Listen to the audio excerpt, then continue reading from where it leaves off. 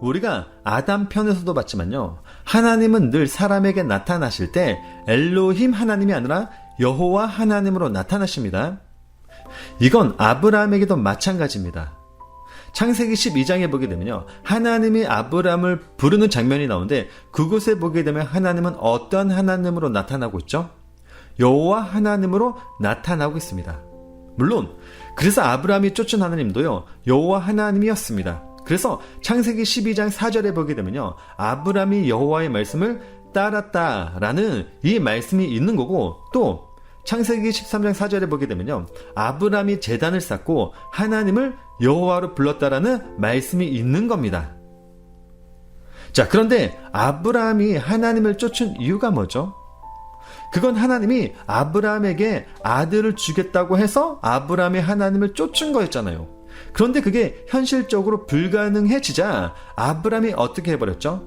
하갈에게서 이스마엘을 낳아버렸죠. 즉 여호와 하나님을 믿지 못한 게 아니라 여호와 하나님을 결국 엘로힘 하나님으로 바꿨단 말이에요. 그래서 하나님이 아브라함에게 13년 만에 다시 나타나시죠. 자, 그런데 그때 하나님이 어떠한 하나님으로 나타나신 줄 아십니까? 여호와 하나님이 아니라 처음으로 엘로힘 하나님으로 나타나세요.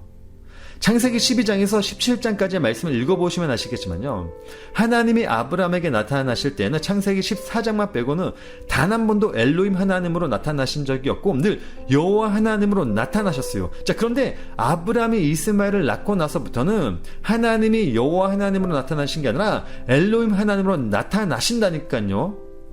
아브라함이 99세 때 여호와께서 아브라함에게 나타나서 그에게 이르시되 나는 어떤 하나님이라? 전능한 엘로힘이라. 여기 보게 되면요. 전능한이라는 단어가 나와 있는데 전능한이라는 단어가 우리가 저번에 살펴봤던 아비르라는 소가 아니라 샷다이라는 단어입니다. 샷다이와 아비르는요. 완전히 다른 단어이지만 이 둘이 갖는 의미는 그리 다르지가 않아요.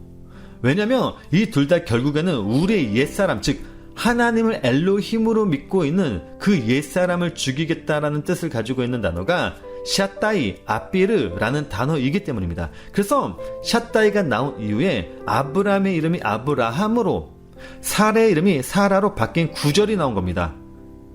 이제 후로는 내 이름을 아브라함이라 하지 아니하고 아브라함이라 하리니 그렇죠? 아브라함이라고 하지 않고 아브라함이라고 한다 그러죠.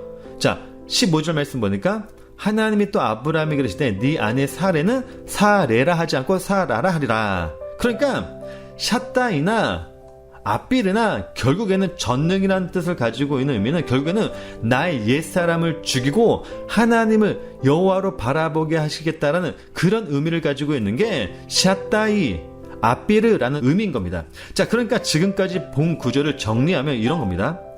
하나님은 아브람을 부를 때부터 줄곧 여호와로 나타나셨고 여호와라는 신이 어떤 신인지를 가르치고 있었는데 아브람은요 결국 그의 뜻대로 안 되자 여호와 하나님을 엘로힘 하나님으로 만들어 버린 거고 그래서 하나님이 아브람을 죽이기 위해서 그가 믿는 엘로힘으로 나타나서 그를 죽이기로 하신 거라는 거죠.